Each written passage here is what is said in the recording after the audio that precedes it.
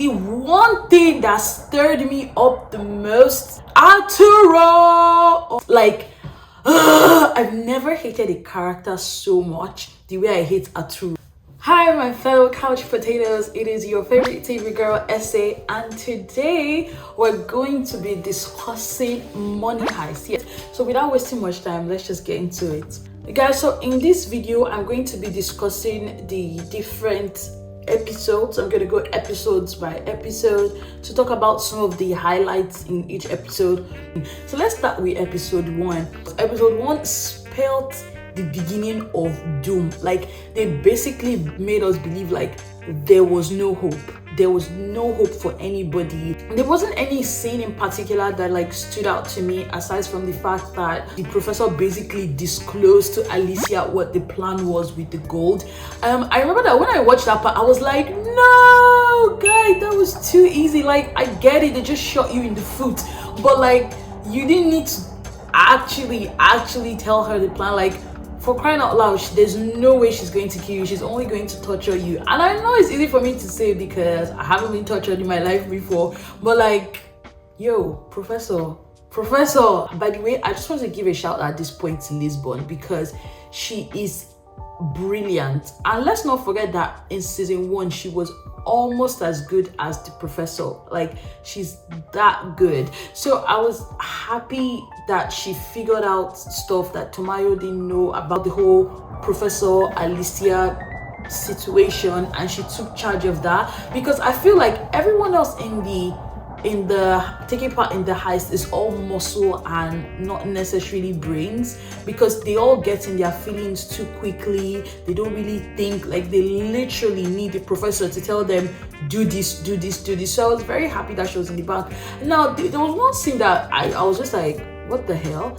The fact that she had told them, hey, we need to stop melting more gold, and Bogota insisted.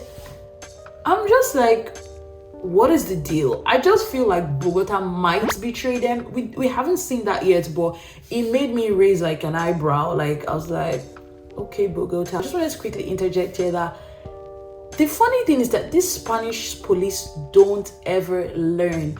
They keep falling for the same tricks over and over again. Basically, you know that part where Marseille landed and they basically had misguided the police, thinking that the professor and Marseille got off in the red Volvo car. I was like, Angel, Lisbon's former partner, I was like, you've kind of been through these things before and you know how these guys are. I felt like he should have figured it out that that was a shit show, that was a smoke screen, and he should have informed them, like basically like, guys, don't fall for this trap. Episode 2 for me was like the peak of the climax. Okay, maybe not the peak, but like that's where the show started like rattling me up, like started getting me in my feelings.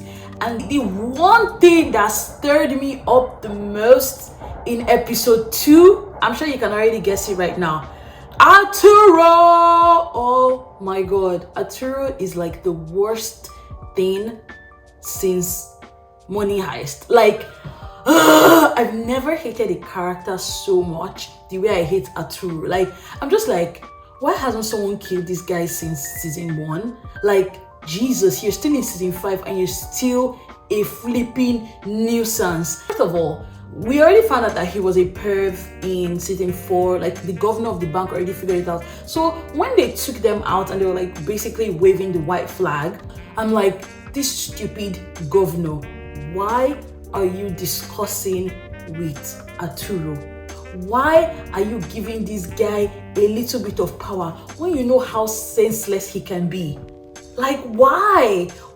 And I have to point out here, like, their plan, Arturo's plan, won't have worked if this group, my beloved group, will just focus on the task at hand. The fact that when there's a huge thing happening, there's a major decision taking place, that's when they pick to quarrel.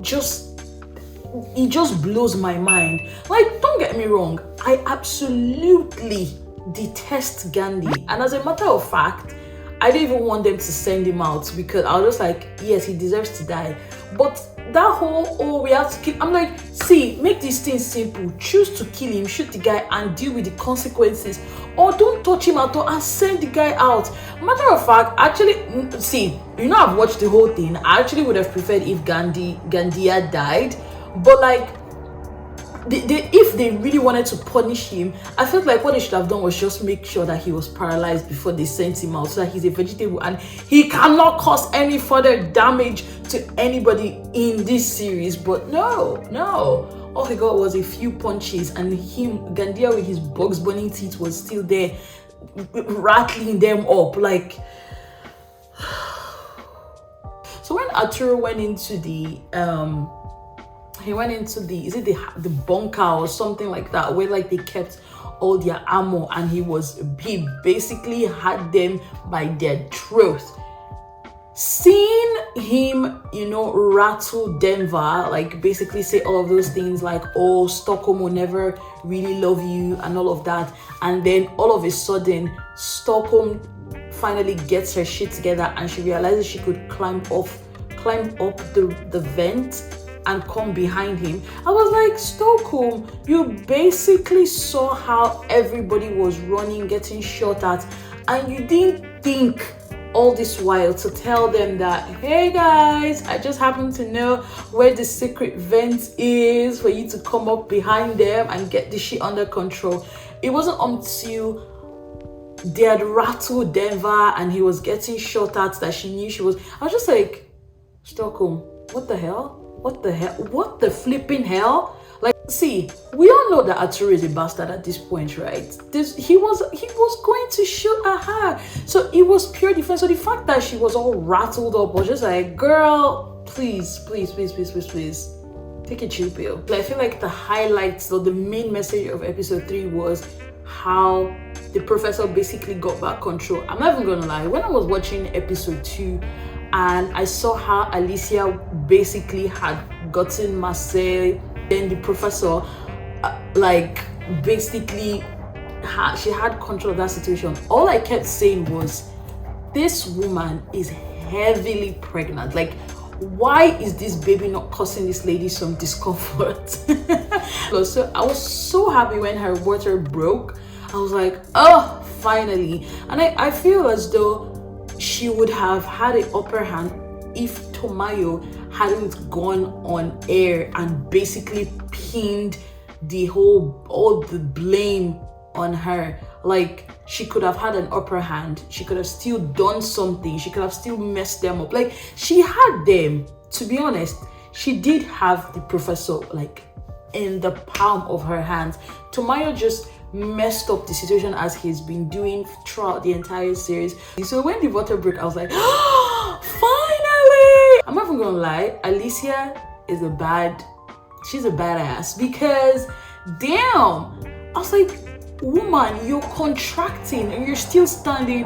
And then when she pulled up the phone and made a little tripod thing to see how she was dilating, oh my god, I cracked up. That cracked me up.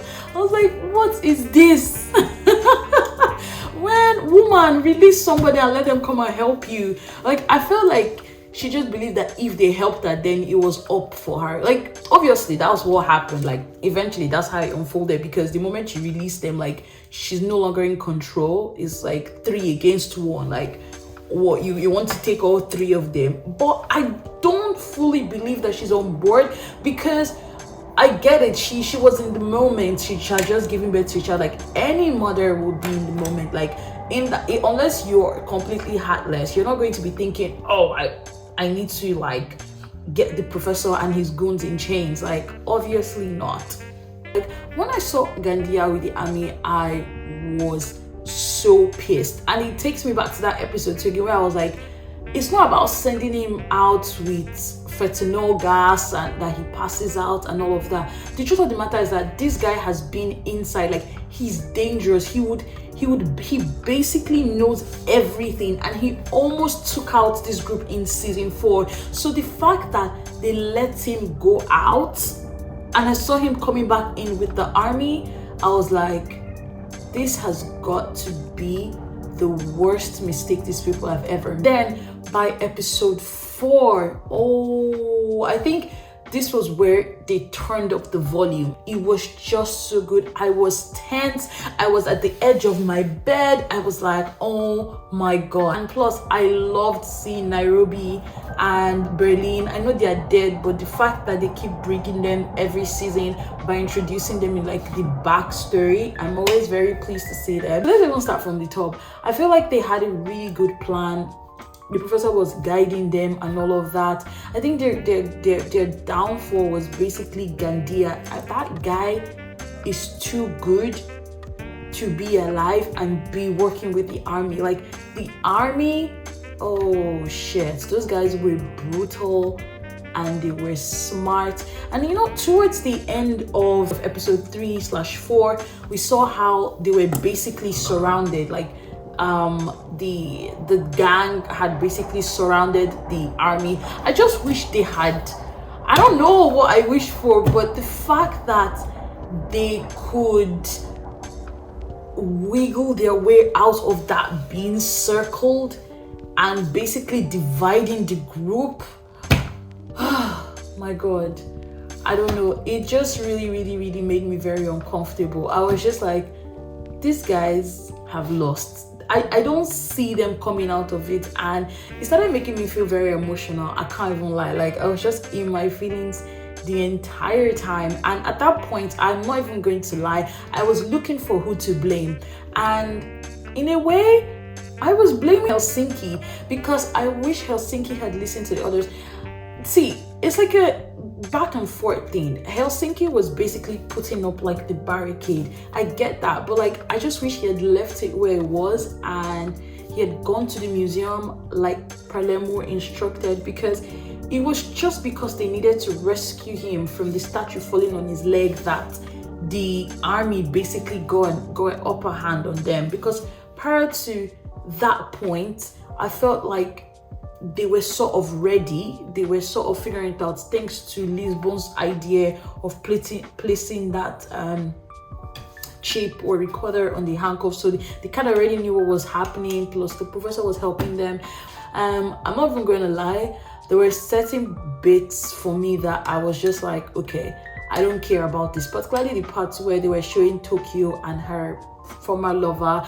I was just like, I know you guys are hinting that Tokyo might be in trouble or she might die. This one that you're constantly showing up, but like, I don't want to see like the whole love story. I don't really care for that. Like, just get me in on the action, if that makes sense. Episode 5, of course, I didn't expect anything less because it was the last episode of part 5. I knew it was going to come to a head, but first of all, let's talk about the part where Tokyo basically infuriated Gandia and he went rogue on the army's order, and then threw in the grenade and Tokyo caught the grenade. I was like, damn girl, that has got to be the best scene in this part. Like, it was legendary. I just really wish the grenade caused more damage than it did,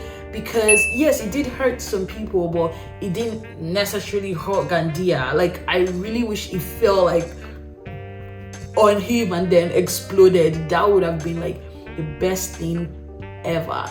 Now let's talk about someone else that I've already mentioned that was very frustrating, and you guessed it, Stockholm.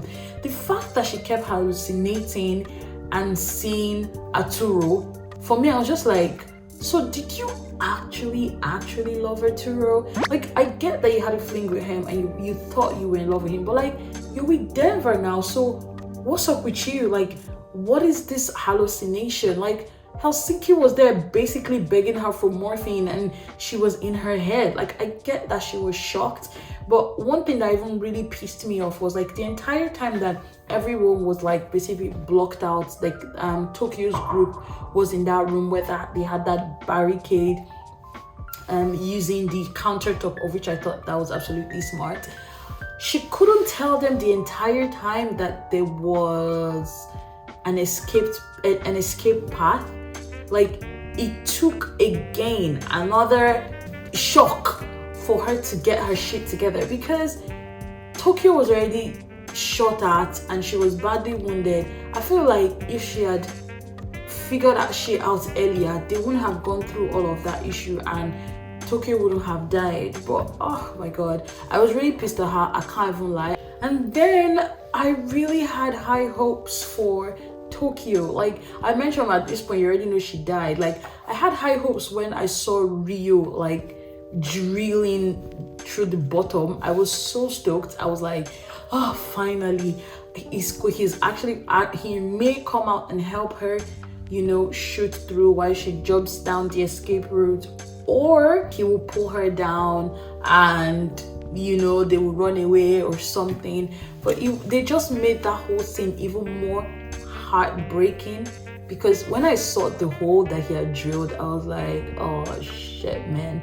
this is not gonna work. Like I think for me I got really emotional. Like I actually shed a tear was when Denver called Tokyo his sister and they had to leave, and oh my god, that really broke my heart. In any case, I'm just excited that we're not going to see any more of Gandia when the second part of part 5 or season 5 comes out on the 3rd of December. So you already know this series is one of the best series out there. Like to me, there was no mistake, there was no fault. It was perfect. Season 1 up until season 5 has just been nothing short of amazing. All right guys, thank you so much for watching this video. Remember to subscribe and hit the like button if you've enjoyed this review. Okay, on to my next one. Bye.